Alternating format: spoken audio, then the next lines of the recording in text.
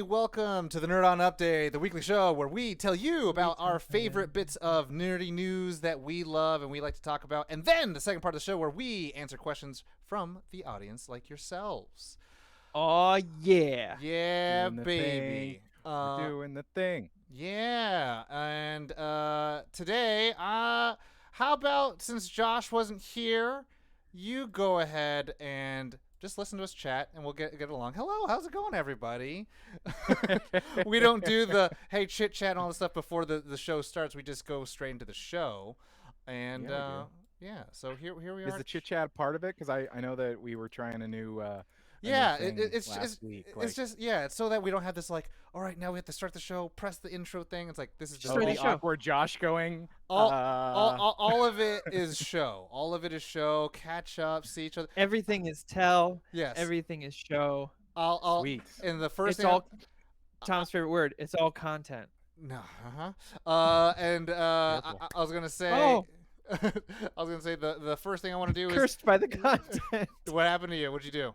My chair. That's what happens. That's what happens, motherfucker. Anyway, so the first thing I want to say is I apologize. I am so sorry. This is me being Will Smith. I completely ignored Josh for like 10 minutes straight. It was more like 25 minutes. I was. Jeez. Like Corey literally was like, "Are we waiting for anyone?" I was like, "I'm waiting for Josh." Like he said he'd be on about around this time, but he's like, "Josh has been here this entire time." And I was like, Josh has been dead for 40 years. Oh my god. And it's like, oh no. So like in the digital green room where we all meet up and then we had to do all this like stuff and connecting links and all that stuff. Corey and I were just talking and I was just like, are you serious? And I was like, oh my god. And I had these you guys know. You guys all know that Josh and I somehow looked at each other through the screen. We were both like, the hell? Josh is supposed to be here. Josh Corey even said, "Hey, what's up?" when I said hello. So it's just like, hey. Hey, man. I did not hear the "Hey, what's up" thing. I was like, I don't know, maybe I was somewhere else. But I was here the entire headphones in. Wild. Like I was responding to stuff that Josh was saying, but Tom like took it as me responding to stuff he was saying. It still made sense. Yeah. Like that's the weird part. It's bizarre. Yeah. It was a bizarre moment of realization. Bizarre world. I love it. I love it. With that, we out here. Josh, how about you open up the news and catch us up? Yeah. Okay. So I wasn't on last week. So a little bit of San Diego Comic-Con news that I was very excited about. The Todd father announced that there will be a new and another Batman Spawn crossover coming, so very excited about that. We got a John Wick 4 teaser, which is exciting. Looks beautiful. What else? Oh, Daredevil.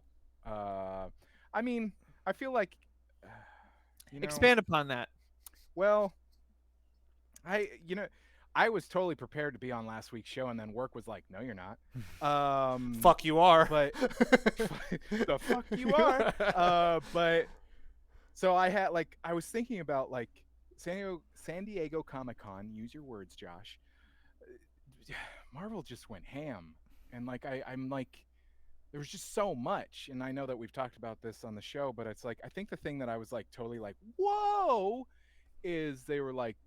Kevin Feige has the next 10 years planned of the MCU, and it's like, do you remember when you just like a movie would come out like in a couple of years, and it's like now it's like this movie won't be out for another 6 years, but here's the teaser, and you're like, bro, I'm so tired of teasers that are like 2024. You do know it's 2022, right? We don't. Yeah. We don't need the no.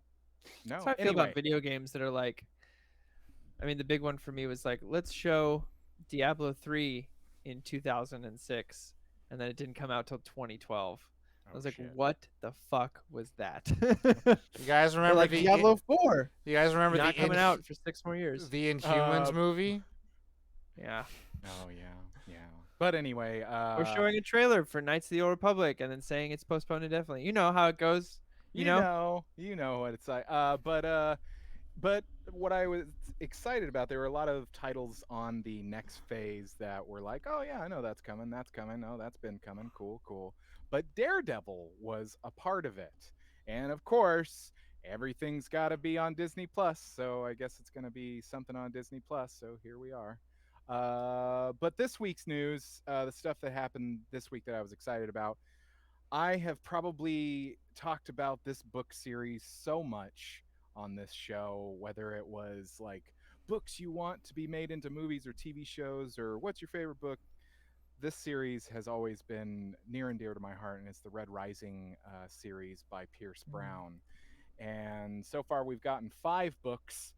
And last week, he did a little teaser, and he showed us For 2031 covers. 2052. Yes, we are getting 2 more books. And he said, and that's all we have. He gave us like temp covers. They're not finalized at all, but he said all he said was Lightbringer May 2023 pre-order and bio, and then thought y'all deserved the 7th. So Red God soon after. So 2 books in 2023 it seems. Don't know the actual release date. This is all we know right now. And then this was more on the weird side of news, but I just thought it was funny. So Fancy Feast. You know Fancy Feast, the cat food company. They make cat food. Well, Okay. they are going to have a pop-up restaurant in For cats. for humans Oh, in Los Angeles, and it will be an Italian-style restaurant that is inspired by their Medley's cat food line. It'll be human food. How about I don't trust that. how about one people bit. with fursonas? Oh. I wish we had the shame cam for. Those are people. There are a lot of Those are- motherfuckers out there. A lot more motherfuckers than we But- can count. They have the house I chef, count which pretty is high. Fancy Feast house chef, working with a Michelin star chef to create Look. these dishes. I'll just say So- this one thing. The amount of times I've gotten emails about Friskies and Fancy Feast foods having to be recalled because of a contamination in their product line. Nice. It's not giving me confidence that they're It's going to not. run a restaurant to code a pop-up for a few months. Like, I just I just can't. I don't trust it. I am unable to can. I mean, uh, I want to Well, add on. they only can. I want to things. add to this. There's a lot of things just partnering with Michelin, and like even some McDonald's partner with Michelin. So if you order like a Michelin burger from McDonald's, a Michelin star chef will like make you a burger in McDonald's using their ingredients, and it's just like, I really want to try Where? that. but why? Where exactly? I think It's so one many. is in Denmark. Of course. And so course. I was Alright. like, yeah. I'm just saying. Hey. I now Denmark I has try all the this. cool stuff. They But have that is healthcare. my news. A Next. lot more than that, Tom. Corey, you or me? Go for it. All right, yeah. Well, Mine's quick. so you I'll know I'll wrap it me up. out here somewhere with the DC stuff. I don't know, man. Tom, I want to say this real quick. I thought of you the other day because I was listening to some interview somewhere or some podcast discussion. And they were talking about DC, and they're like, "Yeah, I'm excited for this shakeup, because DC hasn't had like a really good movie." And then they caught themselves that goes, "That isn't 4 hours long." And I was like, since Man of Steel. And I was like, hey, look at those caveats. So you know me, it's DC boy. I'm talking about all the DC things.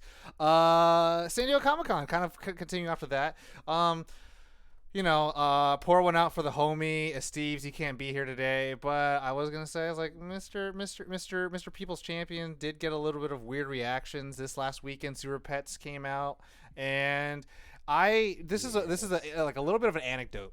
I joined one of those Twitter spaces to listen to the Hollywood Critics Association talk about this shit.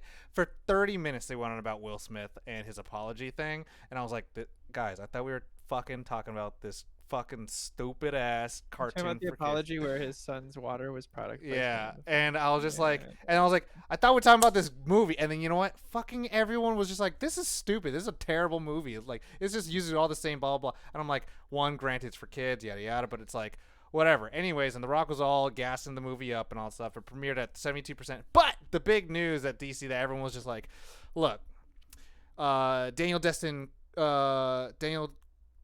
Creston, I believe, the director for Shang-Chi, will be directing Avengers 5, the Kang Dynasty. And everyone's like, yo, that's pretty big news. You got an Asian man directing one of the biggest film franchises of all time, baby. And in terms of engagement, that did, relatively really well. But compared to a picture that was released, that was uploaded, that was published, that was shared, that was degrammed by Jason Momoa. Jason Momoa shared a picture with him and Ben Affleck, in his Bruce Wayne look, with the hairpiece that has the Bruce Wayne widow's peak and stuff. And anyways, guys just look too good. But some people were like, maybe this was taken before, but there were follow-ups. There were follow-up videos, and so the original picture is just them two together, and he says, Bruce and Arthur back together, I love you, brother, da da da, Warner Brothers studio tour. And we're like, what the hell is he is he going crazy? And then you see a video of him, of Jason Momoa at Warner Brothers Studios at the lot, at one of the sound stages, walking through and showing a video of like a studio tour on the little go-kart thingies. And then he just starts laughing, being like, I guess the secret's out, everybody. And then he walks straight to a trailer, and it's Ben Affleck who's on the phone, and he just says, one moment. And then he's probably telling his publicist, being like, it's not my fault this time. I promise you, it was not the Dunkin' Donuts. I was doing my job. And so even Momoa on the video is like, this is what you get, Warner Brothers, when you let people in this tour your lot. Yeah. That being said, whoops. Bennifer celebrated their anniversary over in Paris, and then everyone was like, yeah, they're not going to be doing anything for Comic-Con. Henry Cavill didn't show up, whatever, DC, yada yada, boo boo. But then this kind of happened. The amount of online engagement for Ben Affleck's Batman to return in Aquaman 2 surpassed everything, which was just kind of crazy to think about. I think maybe the only thing that would have rivaled it that was like Wakanda Forever, and that one is just, everyone's got eyes on that. But in terms of Ant-Man and the Quantumania, in terms of all the Disney Plus shows, in terms of Sandman, in terms of Game of Thrones, it was Ben Affleck Batman back in Aquaman. And all the publicists in the world lost their minds. That being said, this came out after. This, to me, this was the big news. This was the big boy. This is the big boy. Y'all know Harry Potter. Y'all know Lord of the Rings. Y'all know Dark Knight. Y'all know those, right? Y'all know the Marvel MCU? No, can you explain? So, I'll say this. Fire, right? Those movie franchises, fire. And y'all know MCU, Marvel Cinematic Phase 1, Phase 2, Phase 3? Yeah. So no, not Phase 4. But okay. And the reason why, this is why I'm going to say the reason why. Phase 3, fire. Well, no, not even that. Because typically, in a structure of business, there has to be people who are playing. There's CEO, there's chairman of the board, there's marketing, there's development, and then there's head of production. And one, Mr. Alan Horn, best known during the times of the Harry Potter franchise, the Lord of the Rings trilogy, and the Dark Knight. Yeah. Alan Horn was the head of production at Warner Brothers during that time. No, I see the Phase 1 through 3. Mm-hmm. Yeah. And then you know what happened? He quit. He left. His contract was up. And then Disney's went, gop, gop, gop, that treatment, and then got his ass. And then busted out those movies. And then made it the biggest movie franchise. What was that noise? Gop, gop, gop. No, don't. No. We don't clip it. Y'all know what it is. You don't need to make that anymore. Nope. And made it to what it was. And there was a big Hollywood reporter. You can watch it. I think it's like a studio circle or studio table, and you can see Toby Emmerich, who is the most recent former Warner Brothers executive, and Alan Horn sitting across from each other. It's like Warner Brothers and Disney literally looking at each other. And Alan Horn's just like, yeah, when I ran Warner Brothers, it did this and we did that, and we really wanted the directors to do all this stuff. And then Toby Emmerich is just like, dying on the inside. And he's like, yeah, like no one thought we could do swords and sandals, and then we had Zack Snyder, and he came in, and then we did the Watchmen, and no one thought we could do it that. And then Alan Horn's like, yeah, we really wanted him to do those films. And then Toby Emmerich, who's trying to bury the Justice League and everything Zack Snyder's just like dying inside of himself. And it's well known that Alan Horn has very good relations with Christopher Nolan and Zack Snyder. These two big directors who kind of got ousted by the Warner Media AT&T regime of Warner Brothers. And so now Alan Horn coming back as a senior director or a senior advisor to Warner Brothers Discovery. Everyone's just like hot dogs in the face. The day it happened, Tom sent me a video of this director's roundtable where the interviewer asks, like, what's the one that got away? What's the big movie you passed on that someone else made? And I forget who it was, but he points across the table at Alan Horn and goes, 300. That guy, you guys made 300 and we all passed on it. And what a mistake that was. And I was like, Dad, this is the guy. This is the guy. And he gave Daddy Zacky Snidey an Aston Martin after he did 300, I think. And that's the Aston Martin that Bruce Wayne drives in Batman vs Superman. So it's a really cool feeling to be like, maybe. And I'm just and there's this whole thing about Henry Cavill not coming back as Superman because Warner Brothers does not want to give him creative control over anything, and they want to just kind of tell him where he fits into the universe, and it's unfortunate. And to me, I'm just like, like Marvel really doubled down on Robert Downey Jr. and all these other actors and making them the faces of their superhero franchise. Do that with Henry Cavill. He's already the face of several franchises. Like, you won't. I don't know. I don't know what the money. Like, you gave J.J. Abrams $500 million in 2019. It's been 3 years. What J.J. Abrams show has come out for Warner Brothers? Nothing. And so it's just. Great. I finally watched Mission Impossible with him. Wait, finally? Yeah, just now, just like this week. Ooh, so good. Ooh, so good. So good. So good. All right. He's specifically so good in it. Yes, Josh. Dr. DC Boy, may I add to your DC news? Please. Because it came out today that The Flash, after season 9, will be ending, and the Arrowverse, as we know it, has no future. I'm going to say this. There's a lot of people on the internet who will be like, this is trash TV, but I was like, yo, you know what? They're in the same level as Lois and Clark of like they were holding the mantle of these superhero characters and keeping them kind of relevant for general audiences for such a long time. And I was one who was there day one, and I definitely saw like the dips and ups and downs in quality of the shows. And so a lot of people who bag on it, who are now being like, oh, what are we doing? I'm like, shut your bitch ass up. You never watch that shit. Shut your mouth. But then all the people who were like, who've been in, I'm like, yo, I do, yo, pour one out. I understand. Like, yeah, this for now 9 years. No Flash anywhere. And so someone also made this comment. It's like, yo, the Flash movie has been in production hell for the entirety of the Flash series, and it's like, yeah, Warner Brothers Media. Baby. I still think I text Tom this the day they announced Ezra's out, and I was like, yo, Miles Teller, Barry Allen would kill.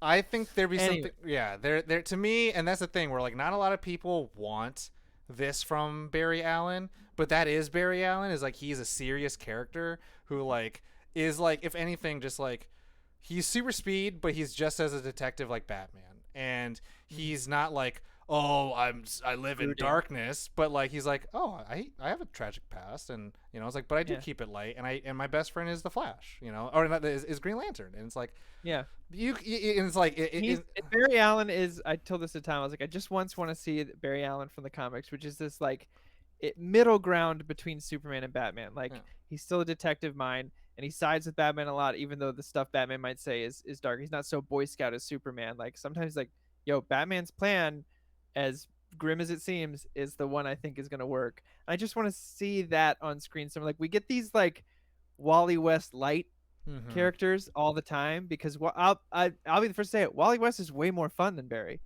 He's got comedic timing. He's a funny character. He's got more screen like presence. If you're gonna, but make it Wally West then. That's fine. I just want to see the blonde actual Barry Allen, who's a crime scene investigator detective, and is a little more serious. That's all. That's all I want to see. Yeah, it's the same And I feeling think that Miles Teller could do it.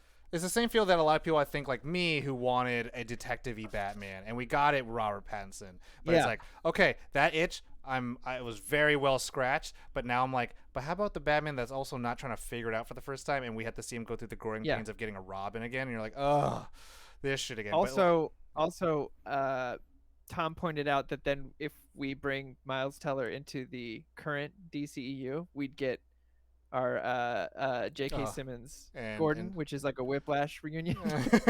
I would love that shit. And I was here for it. I would love that shit. Just slaps him. So, were you fast or slow? Were you fast or slow? Run, Barry, run! But that's all my news. Corey, take it away.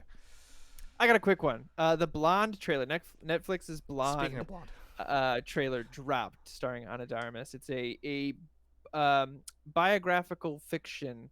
It's based on the book of the same name, and boy oh boy, am I fucking here for it. Can I say my one thing first? Yeah, the please, thing I told please. you about it.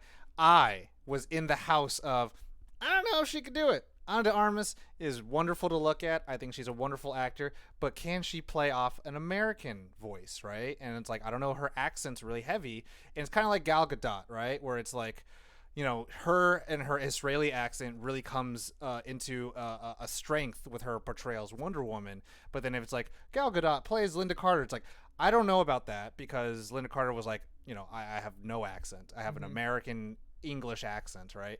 And then with Marilyn Monroe, it's like, I don't know if Ana de Armas can do that, just because I don't know if she has the vocal training and all that stuff. Seeing the trailer, here I sit, very wrong. It was a split thing. A lot of people are kind of frustrated with it, but listen, the acting, from what I can see in the brief clips, is there. She looks amazing. She looks the part, first of all.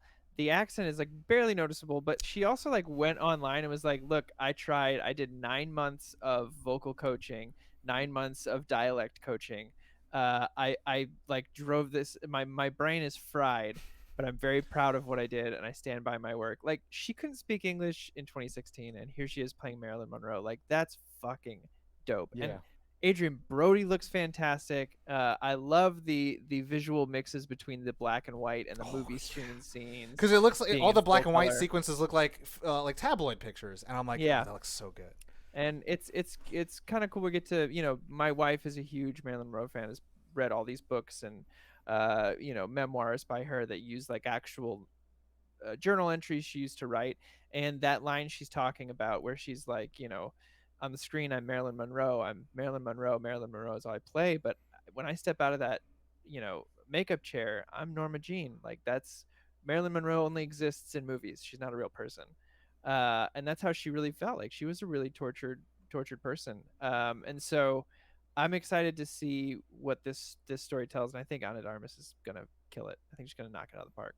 The Prestige. It's a lot of Hollywood females were tortured in those times. I'm sorry. I'm so sorry, because I wasn't on last night. One more piece of news, because Nobody was on last night. Last week. And because the nerd on Twitter called me out. Interview with a Vampire, the series, was given a teaser. I am excited about it, with a caveat of, I'm a little upset that they're not actually going to be, just like the movie, it's not going to be an actual telling of the book. It's more like they're reimagining the story of this, and so it's like, I'm excited, question mark.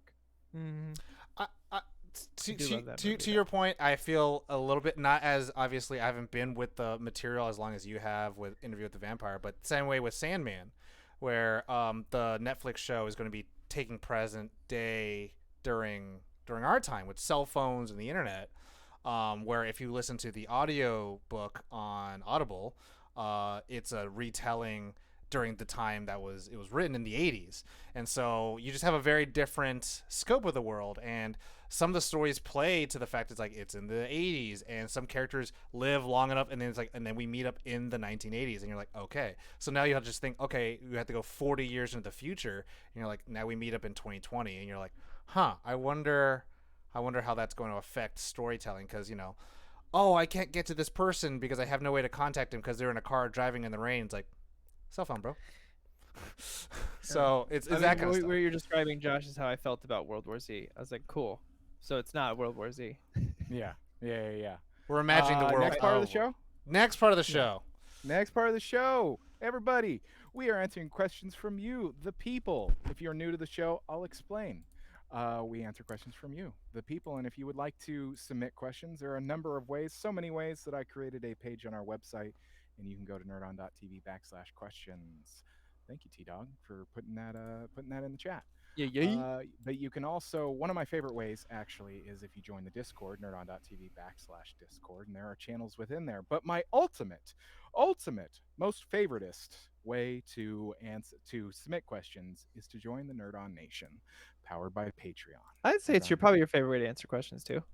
Yeah. Because you can get in there, you can ask us questions off the show as well. Yeah, this is true. You can comment on posts that we read and you as Nation members submit. But you get secrets, like private channels within our Discord that are direct access to us and to other members of the Nerd On Nation. And you get what we call the Nerd On Nudge, where we answer your questions first. And what can we ask? What can you ask? Anything. What can we ask?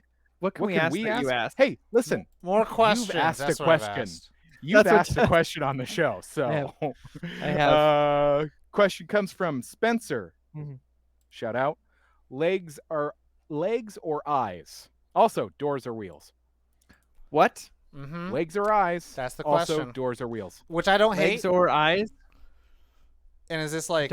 What's the context? I don't understand. Which do I prefer looking at or which do I prefer having? For you to decide. Maybe you don't have to answer. Maybe you just answer considering I had to pay a lot of money to get my eyes to work. Eyes. How's that sound? Because I can, at 27, I could finally do VR. It felt good. Nice. And then there's the second part. Doors or wheels? No. Okay. We did this. Someone asked this last week, and I got really upset. I was like, I don't know. It's too much for my brain. So which is there more of in the world, doors or wheels? And you start thinking about other stuff, and it just exponentially starts hurting your brain more and more and more. Someone was like, oh, well, like hotels have a ton of doors, but all the cars that park there have to have wheels. And then someone's like, well, think of all the doors to like also the cupboards in all of the different hotel rooms. And someone's like, yeah, well, they have to have carts that push the food, and those all have wheels. And like there's doors on the carts, and you're like, God damn it, I don't know. And there's doors on boats. And that's just hotels. That's just what that is. Alone. You haven't even got me started on motorhomes. Wow. I'm going to keep it just right to my answers. I will say eyes as well. And wheels. I like wheels. I like wheels. I like wheels. Remember wheelies? Yeah. I never had dories. I'm going to say eyeballs. Legs and doors. Okay. No, I'm going to say eyeballs because mine are small. And then both of them. And then I'm going to say doors. Only because I'm just going to say it in the like eyeballs. I'd like to watch visual storytelling. And then what are visual stories other than doorways to the mind? So windows to the mind. Wind doorways. No. Glass doors. You should touch yourself on the other side of them. Next question.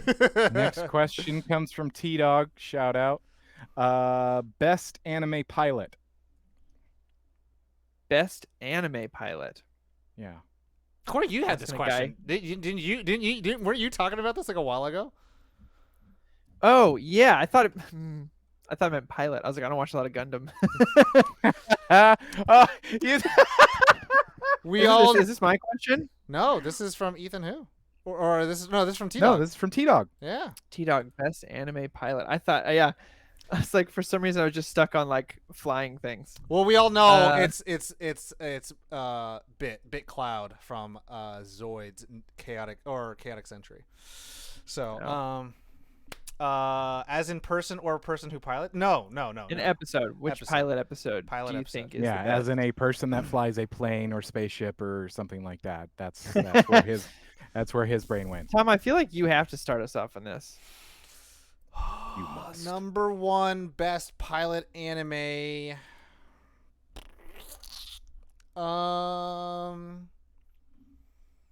I'ma say it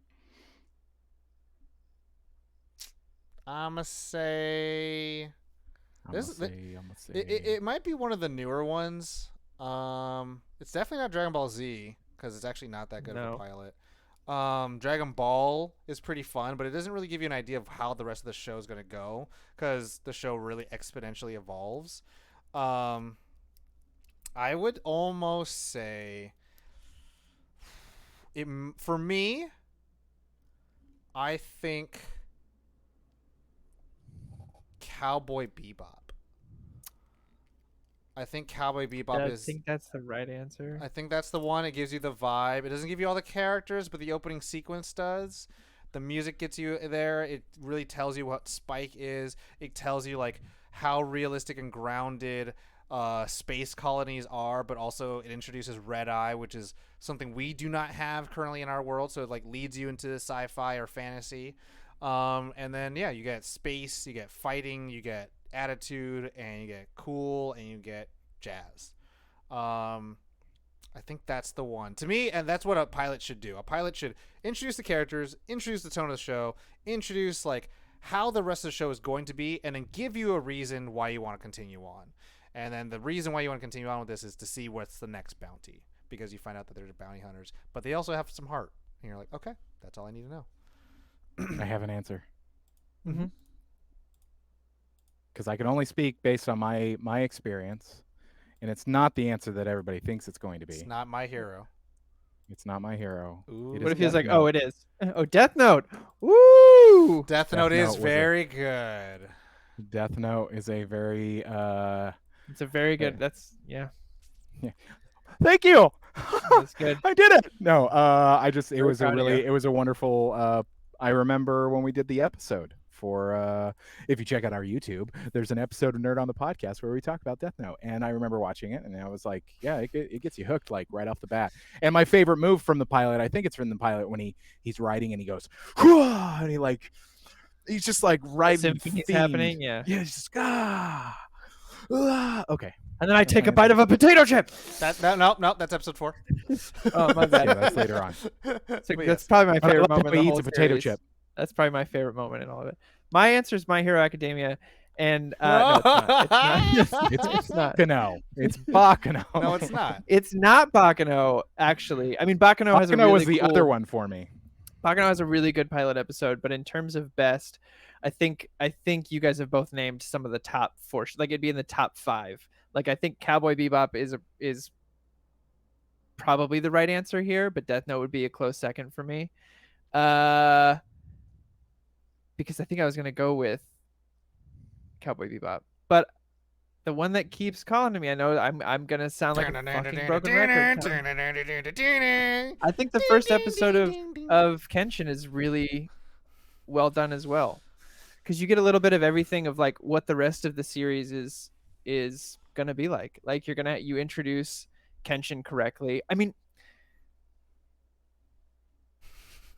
also Yu Yu Hakusho's first episode is really, really good. So the creator of Yu Yu Hakusho, my second answer was gonna be Hunter x Hunter, the 2011 version. It's almost like Dragon Ball, where it doesn't give you everything you think, but it's like just enough to be like, all right, I'm going on this adventure with this Hunter x Hunter or Yu Yu Hakusho. Hunter x Hunter, but Yu Yu Hakusho, Okay. I would say it falls in the Dragon Ball Z area. You don't know exactly where it's gonna go, and so you're like, oh, it's just but it's really good in the sense that like spoilers for 30-something years on, guys. Your main character gets killed within the first opening minutes. Yes, and you're like, wait, what is happening? Okay, so you can have Ghost, or you can have every other movie about a ghost trying to become coming alive again. You're not gonna maybe probably implicate like this boy gonna learn how to shoot spirits out That's of his true. fingers. That's true. So I'll stick with Kenshin. Just because the way that Kenshin's introduced and when he finally makes his turn, yeah, I wasn't finished speaking. You're like, oh, this is not who I thought he was going to be. Because let's be honest, when Kenshin's not in his mode, he's a fucking goober. Like he's such a like little softy who just wants to be happy and enjoy making rice balls with the family at the dojo. So he's like always drunken master mode, where it's like you just take him, you don't take him seriously. You're like super unassuming. By the way, if no one here has seen those movies, Drunken Master 1 and 2 are fantastic films for that same reason. But Kenshin, I'll go with Kenshin, even though it's pretty vanilla of me to say. What are you gonna do? Was it last week, or I know for certain that it was a week that I was not on, that I didn't get to answer this, and I had an answer written down, and it was the best anime theme song. I think it was while I wasn't not here for that. Well, I was here for it, but I don't remember when it was. Oh, okay. Well, I was just gonna say My Hero will be the answer for that, because I remember being pumped. Yeah, pumped, and I remember even talking to Tom about it. I was like, that. I think I asked that question when I wasn't on. Possibly. Done. Next question. Yeah. Next question comes from Ethan. Do you have a favorite trope? I.e., mine is lone wolf and cub. Dad stuff. That's why they put on their favorite anime is The Mandalorian, which is not an anime. And Let me tell you this. Go ahead. Sorry, go ahead. I was gonna say, I thought you were done. I didn't realize, and so the whole like, is it anime thing? I realized that it's actually like some parts of Japan are the ones who are like the most like, if it didn't come from Japan, it ain't fucking anime. And I'm like, whoa, like that's where it came from. I was like, who decided this? I was like, oh, it was them. It was the Japanese studios. I'm like, okay, my bad. Oh, my bad. I was gonna say, no matter what your favorite trope is, it can be found within the movie Everything Everywhere All at Once, and it will deliver by the end of it all. It's got everything you need. It's got everything you need in that film. I was just talking about it today again. I was just like, I've watched it 3 times now, Tom. So good. It's too good. Less good. If you go to the A24 website, which Heroic Adamus, I told you not to go because you'll buy something there that I bought for you. But if you go there, you could buy some merch there, and I definitely bought a vinyl from them. And I was like, I'm so glad that I didn't buy you anything, because I saw it and I was like, oh god, I want to buy Tom things. Oh yeah, I was like, I gotta buy it. Which also I'll have to ask you later on, Josh, about something. Anyways, anyway. Favorite trope. See, the things that came to mind were like stylistic tropes, like editing to music or breaking the fourth wall. Like those were what came to my mind of like, oh, favorite tropes. But they're stylistic. So do they have to be narrative tropes? Oh, you could do both. I mean, if you don't have one, that's fine. But stylistic's fine. Like editing to, so like a montage scene with editing to music. No, I mean like fight scenes or like well, I mean Shaun of the Dead, the fight scene is edited to the music. There's other stuff that are edited to the music. Don't stop me now. But I still like it. So yeah, I'm a sucker for it. And breaking the fourth wall, all of Baby Driver. Yeah, I mean the breaking the fourth wall. I mean, I know that it can be cheesy sometimes, but I'm like every time I see it, I'm like, that She-Hulk trailer though. Breaks the fourth wall. Anyway, yeah, dad stuff. That's fine. That's my answer. I thought I was gonna think of something else, but it really is. Dad stuff. Dad stuff is like one of my favorite tropes, and it's good. Yeah. It's a good trope. It's a reason. Specifically, dad son stuff, or like. No, it doesn't. It can be dad daughter, like father and kids. Just usually. Dad stuff. Yeah, just dad stuff. Okay. Just dads, trying their best. Favorite trope? I mean, the I wouldn't. The things I'm thinking about aren't technically tropes, and it's like I think they're just actually stories that just don't get told a lot. And it's like when you see it, you're like, oh, okay. Like I wish this was a trope because it would be used a lot more. And mine are more like kind of enemies to begin with, and then they kind of set aside their differences to fight a common thing, which doesn't happen too often. But like it just gets placated as like these big Hollywood things. But I would say more I guess an actual trope is probably One Last Ride. And they got nothing in them, you know what I mean? It's like Rocky Balboa, Logan, One Last Ride, and then 4 more movies. Logan, he did. He did.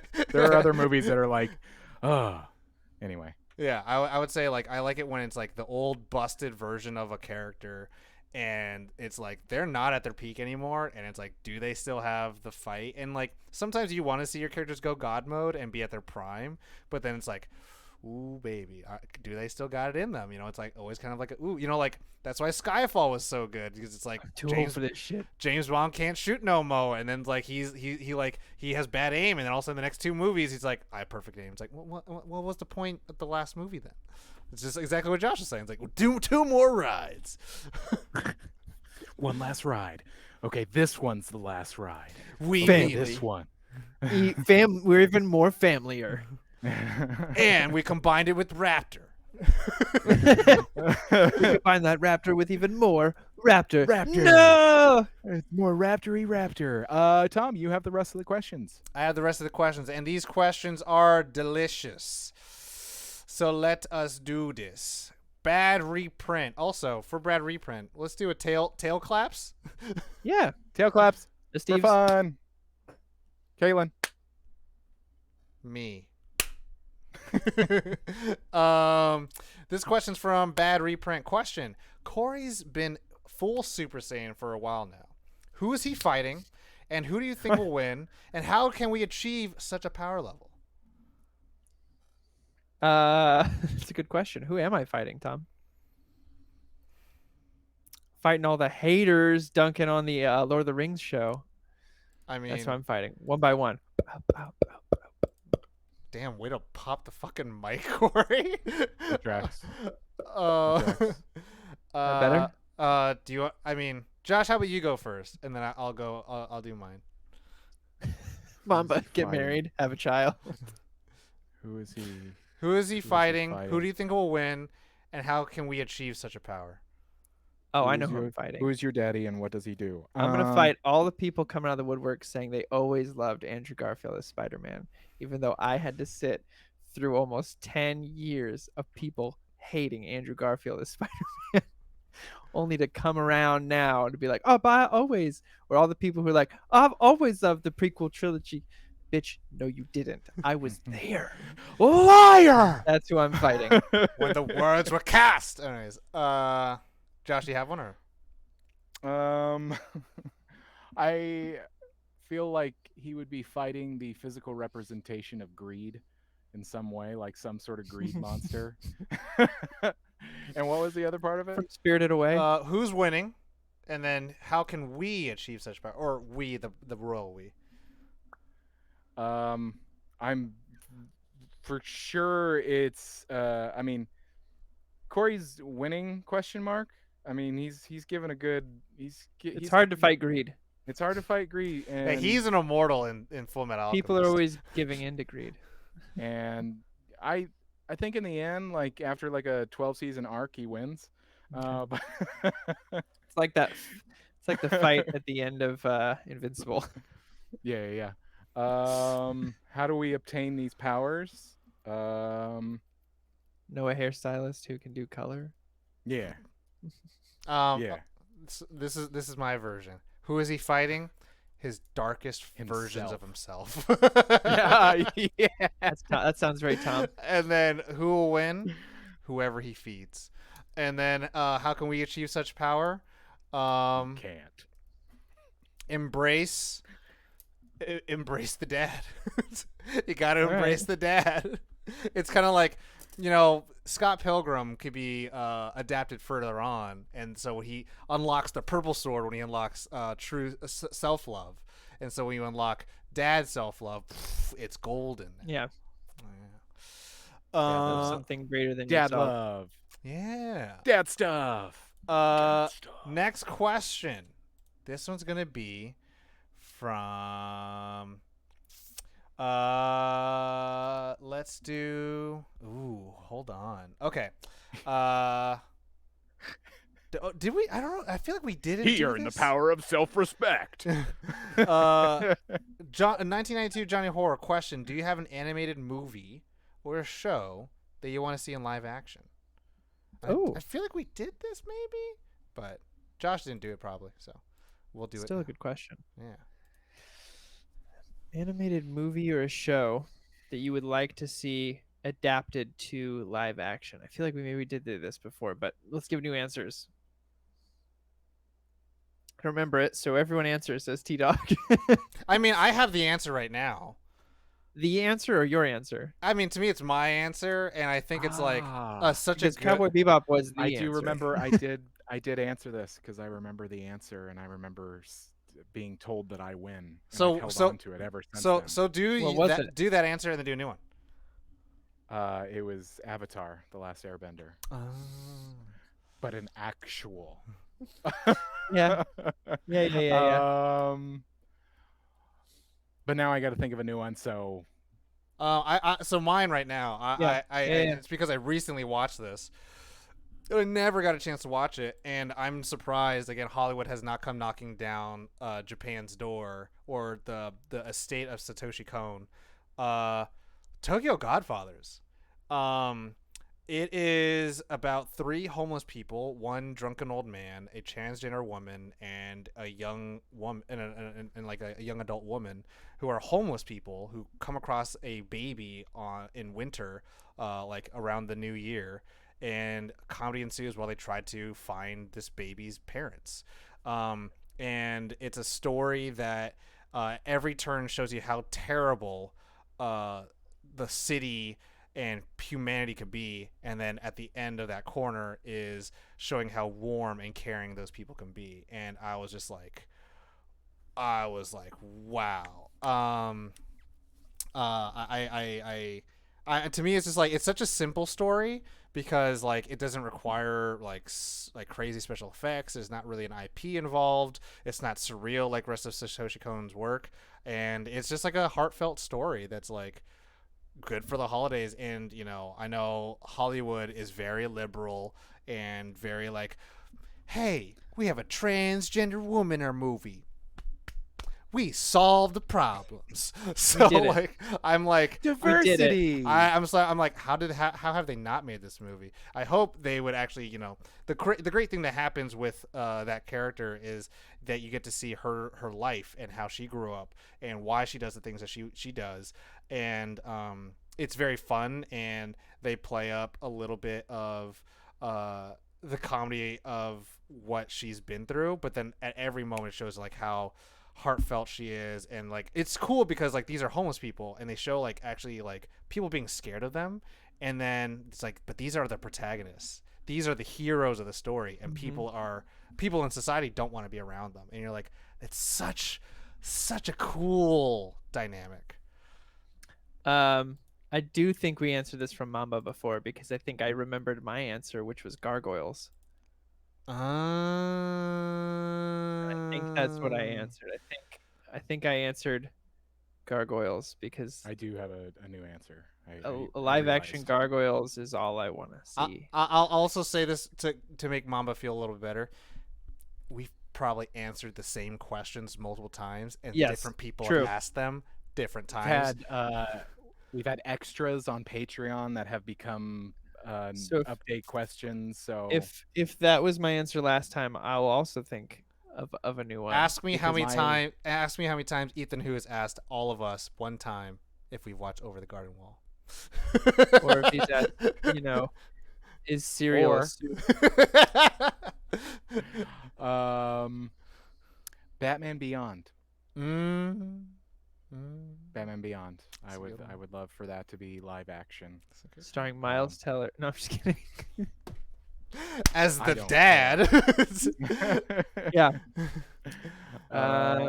Yeah. I think that's a really good answer too. Directed by Tom, of course. At least one episode or a few episodes. Oh, a show. It's a show. Okay. Well, It can be a movie. I don't really care as long as Tom's involved.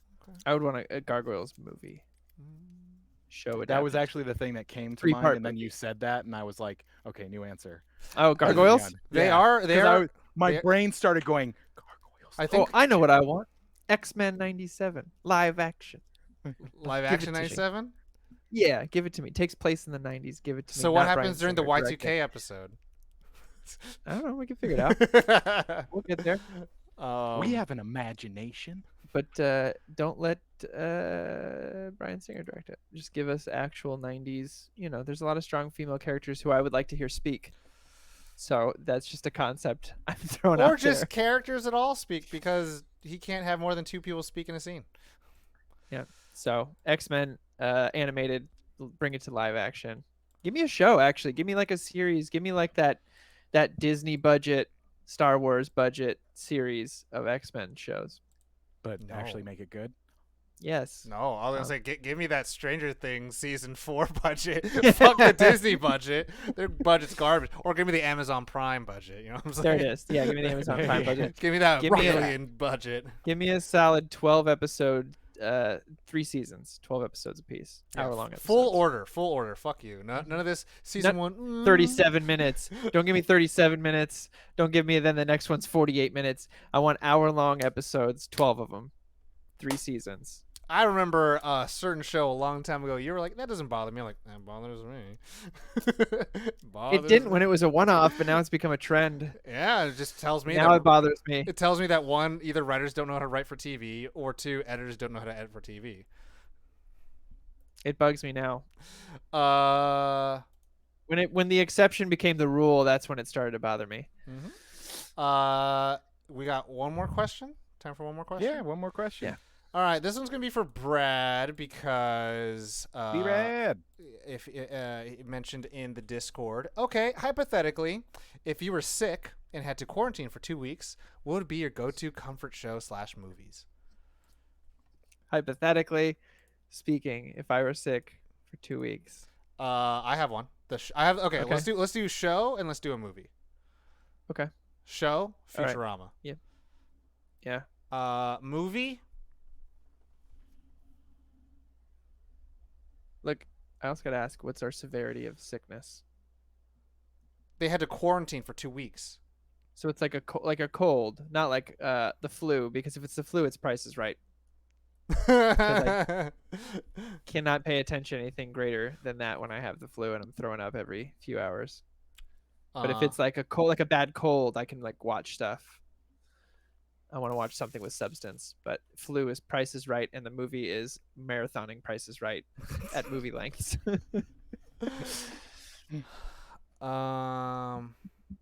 Well, I'm probably not watching anything. I'm probably 100%. If it were happening right now, I would probably 100% be playing WoW Classic.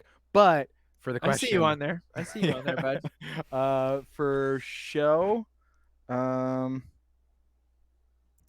finishing Ozark. A show that I Mamba. would want to rewatch. I've been wanting to watch Lost again, so I would do that. I would Okay. rewatch Lost. Lost. That's a good one. Lost. the end. Movie. I would definitely probably watch the Harry Potter movies. Probably. Yeah. Probably 100%. It's basically breaking the question in a way, but it's like I can't just watch one. It's like, oh no, the next one. Oh, No, I next think one. over 2 weeks, theoretically, you could do like a franchise. Yeah. so And then you move on to another franchise. So my real answer was Futurama, but my actual answer is going to be Raised by Wolves, # renew Raised by Wolves, and then the movie comfort movie is Justice League. Zack Snyder's Justice League, # restore the Snyderverse. Just watch those. Yeah. Just bring them up, baby.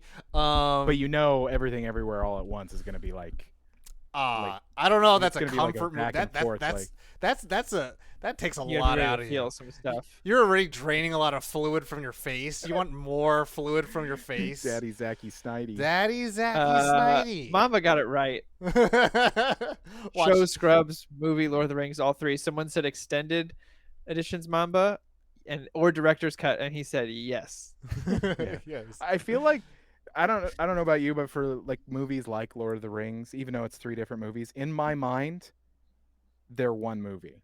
It's Yeah. like, no, if I'm gonna sit down and watch, I'm not gonna watch one. It's like eating a Cheez-It. I'm gonna be like, I'm gonna eat the whole box. Hey, all the pieces. Probably.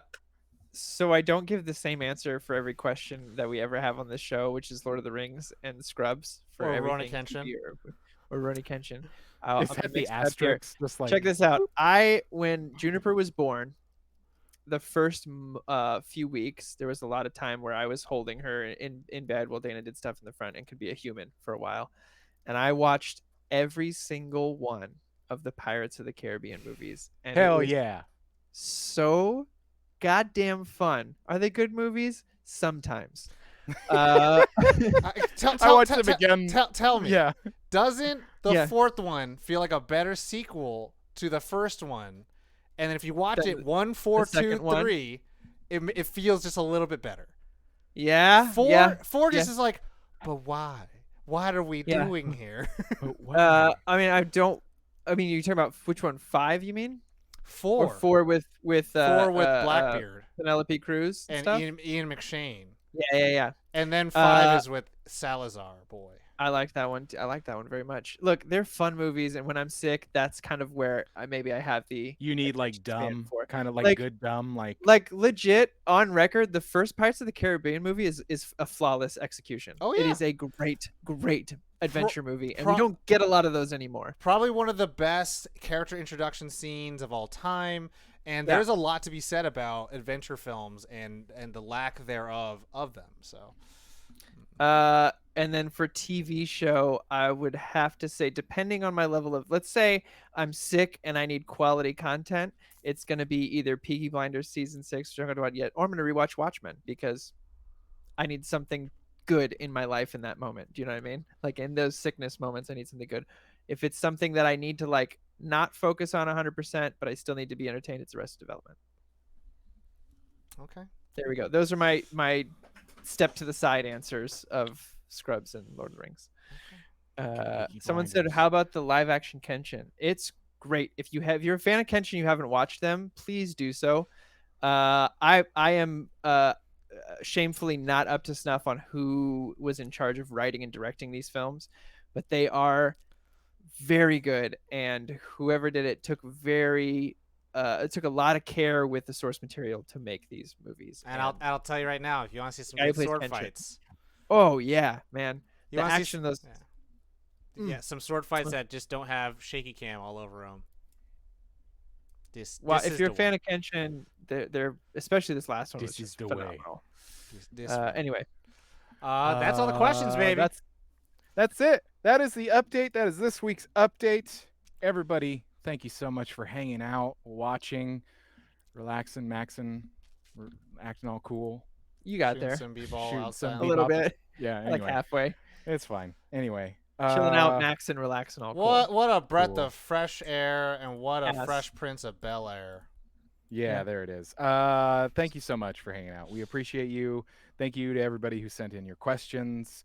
Like I said in the middle, please do consider joining that Nerd On Nation. It does help us to keep doing this and keep doing it better and all of that jazz. Keeping the lights on. And all that. Check out our website, nerdon.tv. It has all of the past episodes of all of our shows. Check out our YouTube. It has these episodes go there. All of the Nerd on the Podcast episodes go there. It's a good place to be, so check it out. But that's it. That's the business. That is the That's it. business. That's it. We've done the business. There isn't any more. That's the end of the show. That is the end of the show. Yeah. Are we gonna raid somebody? Is that what we Yeah, do? we'll rate Hang somebody. for a sec. Yeah. Look, someone's saying, but the Speed Racer movie is great. I think he was actually being serious when he said the 4 Horsemen of the live action manga. I mean, that's good. Kenshin, Speed Racer, Alita, and Edge of Tomorrow.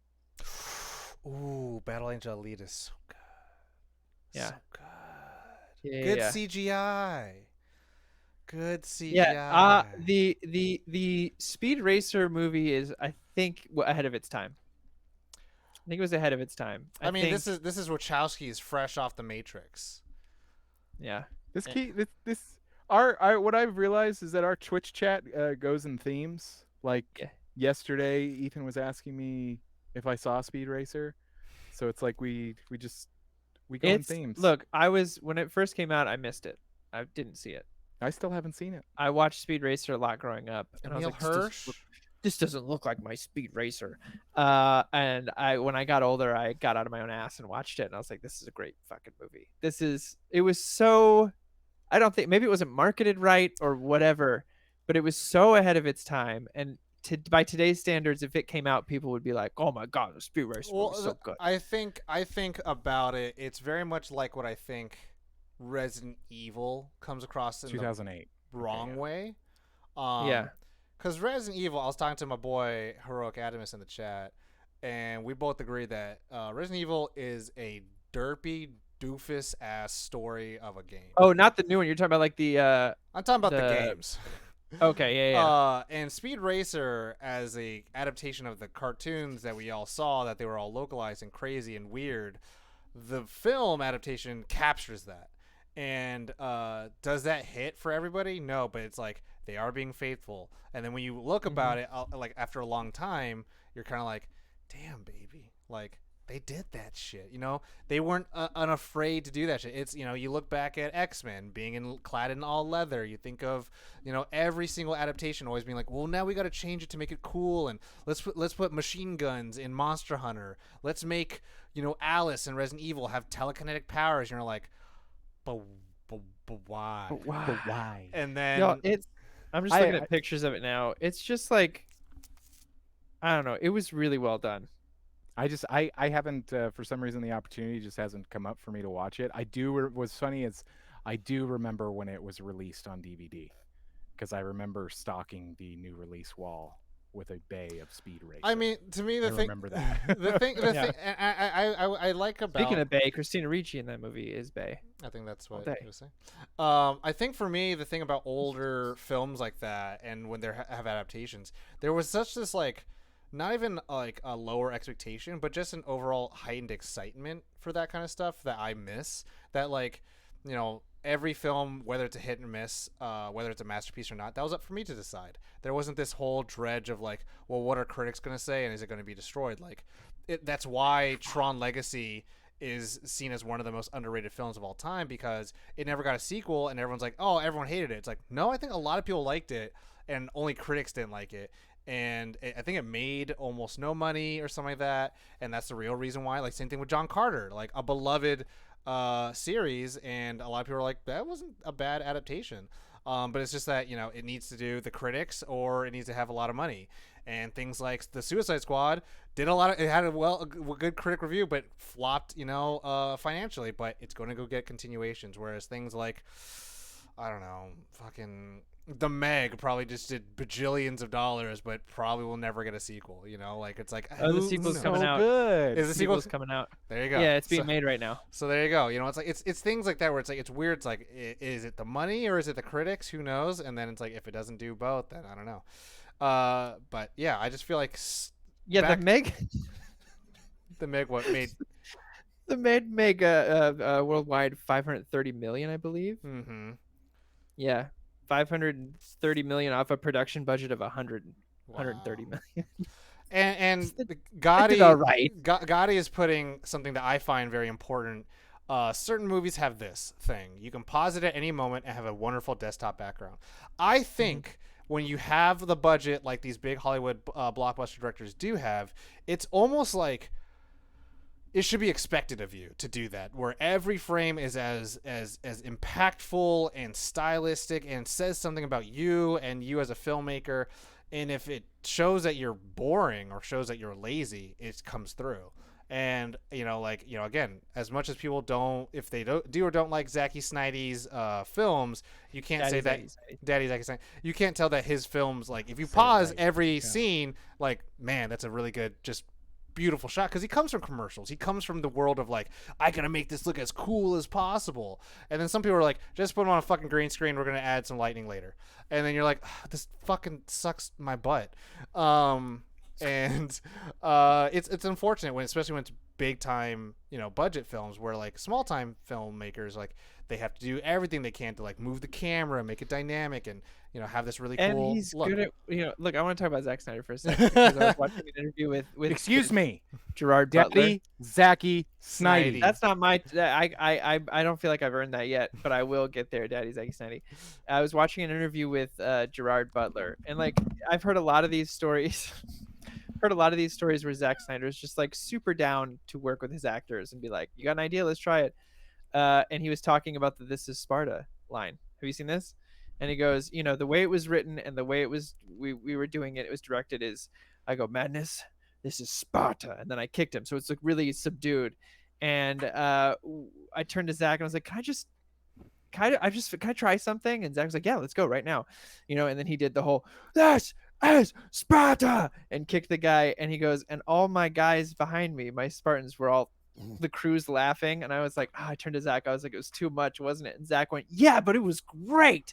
And they used it in the film, and it just like made me really like Zach even more because it was it's just like he didn't tell him what he was gonna do. He's like, "Can I just try one more?" And he's like, "Yeah." And he did this ridiculous thing, and Zach was so willing to just be like, "Yeah, that was awesome. Let's do that. You want to Let's know? roll with that." You want to know something crazy? It So was flexible. Yeah. It was during Watchmen that he was told that like, "Hey, we want to pick you up so you can do Watchmen." He ended up releasing a red band trailer of 300, and there is Rorschach in the background in one of those trailers. You can't see, you have to like literally Google Rorschach 300 trailer red band, and it's a shitty pixelated ass trailer, but everyone's like, yeah, when Zack Snyder got picked up for Watchmen, he was so excited to do that. And I was like, that's the kind of shit. It was like, that's just like a teaser. Put him in the trailer. An Easter egg that people were like, who's gonna know? Who's gonna know? And then like, oh my god. And I'm just like, this is the guy where it's like, this guy put so much effort into his fucking film, and if it doesn't hit you, it doesn't hit you. But you can't say this guy doesn't try. And there's a lot of people don't do shit, and then everyone gasses them up for no fucking reason. And you're like, this motherfucker doesn't care about anything that you love, and you're like, oh man, it's such a disparity. I feel like in terms of like, man, I just care about someone who gives a shit about their work, and it's just like, to me, I'm like, that's what I give a shit about. Anyways, let's find someone to raid. The raid phrase is going to be Daddy Zacky Snidey. Make sure you spell it with a K. Let's go ahead and raid. Look at that, he put fucking Rorschach in there. We'll go ahead and do Red Vines. It's just crazy enough to do it. Start raid. Also, Tom sent me a picture of the camera that Zack Snyder posted. I just wish I was rich. Daddy Zacky Snidey. Okay. All right, everybody. That's it. Josh, why don't you sing us out, baby? Everybody, take care of yourselves this week. We will be on interspersed, me and Tom, streaming the video games. We might do some Magic streaming. We might stream a Commander game. Ooh, I want in. All right. Anyway, we love you. Take care of yourselves. You know the drill. As always, Nerd on. Nerd on.